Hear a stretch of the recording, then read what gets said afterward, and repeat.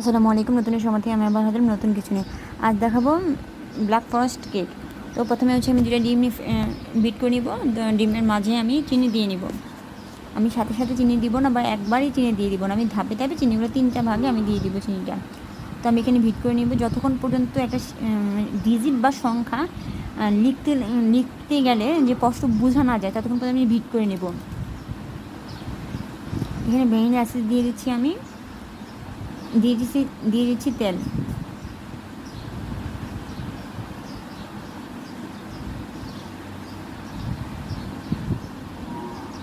আমার ভিট করা হয়ে গেছে। এখন আমি শুকনো উপকরণগুলো মিশিয়ে নিব। তো একইবারে আমি দিব না, অল্প দিয়ে অল্প মিশিয়ে নিব, আবার অল্প দিব, আবার মিশিয়ে নিব।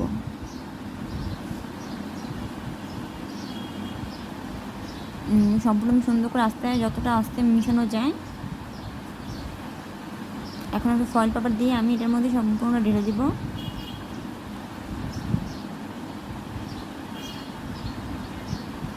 ভিতরে যেন কোনো বাবলস না থাকে এই জন্য আমি এটা ট্যাপ করে নিব, অথবা এমনি চামচের মধ্যে নাড়াচাড়া দিয়ে নেব।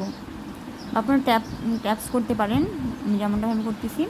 এখন দেখেন আমি চুলাটা হচ্ছে আমি একটা তাওয়া দিচ্ছি, তারপর পাতিল আমি হাই হিটে 15 মিনিট গরম করে নিচ্ছি, তারপরে কিন্তু মেরে দিচ্ছি।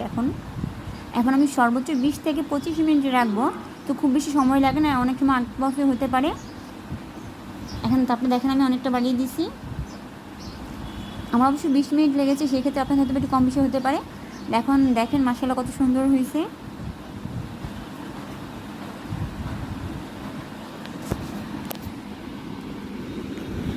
অনেক সফট হয়েছে।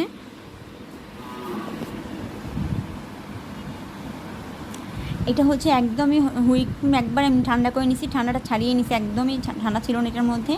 তারপর আমি চকলেট দিয়ে দিব।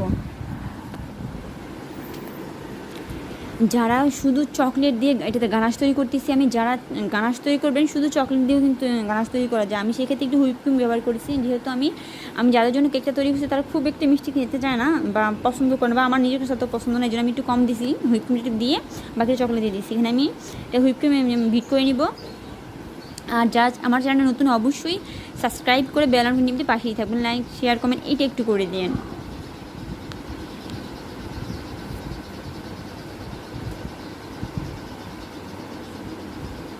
এটা হচ্ছে চিনির পানি, আমি চিনির পানি দিয়ে দিব একবার।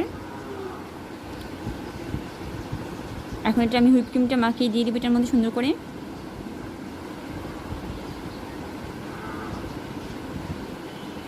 এটা হচ্ছে মিক্স ফ্রুটস জ্যাম।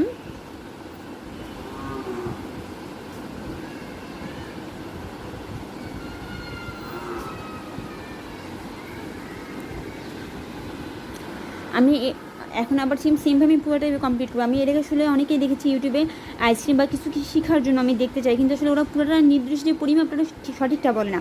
এই জন্য আমি আমার সবার শেষে আমি একটা লিঙ্ক দিয়ে দিয়েছি, একটা আমি কাগজে লিখে দিচ্ছি কোনটা পরিমাণ কতটুকু। আপনি যদি পরিমাণটা নির্দিষ্ট রাখেন অবশ্যই পারফেক্ট একটা কেক করতে পারেন আপনারাও, যেটা অনেকে বলতে চায় না। বা আপনার কাপটাপ মেপে, সবার কাপ তো এক থাকে না, তো এই জন্য আমি মেপে জিনিসটা দেখিয়ে বুঝিয়ে দিয়েছি এখানে।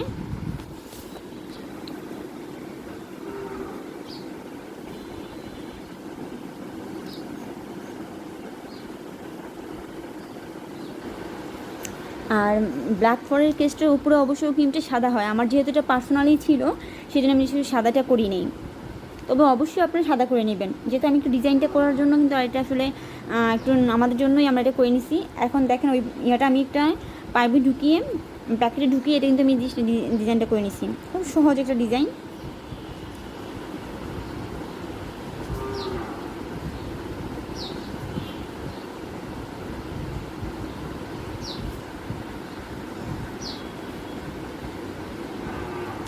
এখন আমি যে ডিজাইনটা করতেছি একটু খেয়াল রাখবেন। এটা আসলে এই যে কাগজটা, এটা হচ্ছে আমরা নর্মাল এটা হচ্ছে এটাকে বলে চকলেট টপার শিট। এটার মধ্যে করলে আরও সুন্দর হয়, যেহেতু এটা আমি পাইনি। এটার মধ্যে আরেকটা ওইটার মতনই আরেকটা ছিল শিট, তবে এটা একবার ইউজ করা হয়, বারবার ইউজ করা যায় না।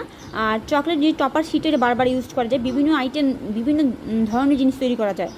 আমার ওইটা যেহেতু আমার এলাকা নেই, তো আমি এটা দিয়ে আমি কাজ চালাচ্ছি। এটা জাস্ট একবার ব্যবহার করা যায়। আপনি এটা চাইলে একবারে দিয়ে সমান করে দিয়ে আপনি কাঁটা চামচ দিয়ে কেটে নিতে পারেন। আমার যেহেতু সময়টা একটু শর্ট, আমি এই জন্য এটা করে নিলাম।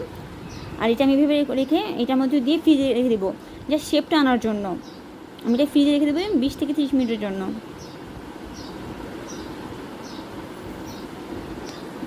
এখন শুধু চকলেট দেখতেছেন আপনার, শুধু চকলেট, আমি শুধু চকলেট দিয়ে এটা করতেছি। আর অবশ্যই আপনি ডিজাইনটা যে ডিজাইনটা করবেন, ফুলগুলো পাপড়িগুলো, সেটা অবশ্যই শুধু চকলেটটা দিবেন, কোনো হুইপ ক্রিম কিছু ব্যবহার করা যাবে না। এখন দেখেন শুধু চকলেটটা আমি পাতাটা শুকিয়ে যাওয়ার পরে বা সেট হয়ে যাওয়ার পর আমি এখানে আবার সেট করে নিব পাপড়িগুলো। আমি এখানে সাদা চকলেটটা দিয়ে বুঝে দিচ্ছি, শুকানোর পর বা জমে যাওয়ার পরে যেমন হবে।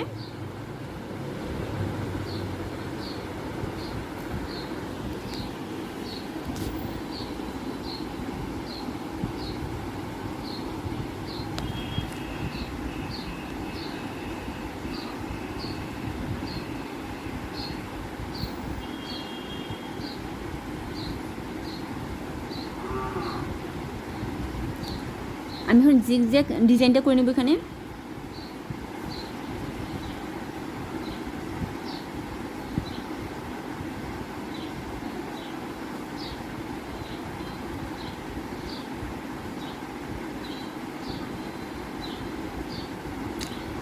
মূলত আমি মূলত যেটা বলবো সেটা হচ্ছে পরিমাপটা যদি নির্দিষ্ট বলে দিত, তাহলে হচ্ছে আমরা হয়তো সবাই ইউটিউব দেখে করতে পারতাম। কিন্তু আসলে ওরা পরিমাপটা এমনভাবে বলে, মেজারমেন্ট কাপ বা যে কোনো কাপ নির্দিষ্ট কাপ দিয়ে বলে, তো ওই কাপ তো সবার কাছে থাকে না।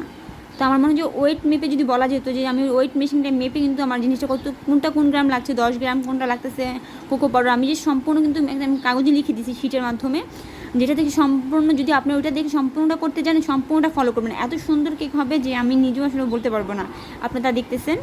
যাই হোক, আমি এভাবে লাগানোর পর ফ্রিজে 20 মিনিটের জন্য রেখে দিব।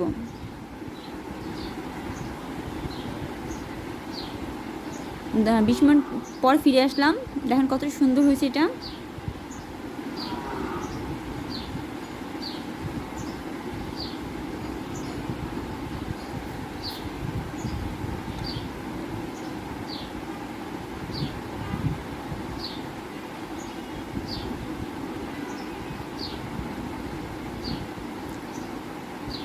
এটা আমি এখন আস্তে করে উঠে নেব, খুবই আলতো করে, যেমন ভেঙে না যায়।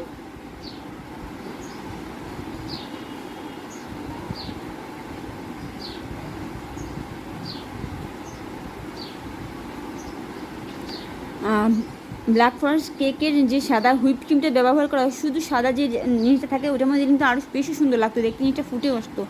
যেহেতু আমি ওই কালারটা করি না, যে একটু বুঝতে হয়তো আপনার অসুবিধা হচ্ছে, তো আপনারা চেষ্টা করুন সবসময় সাদাটা রাখার জন্য।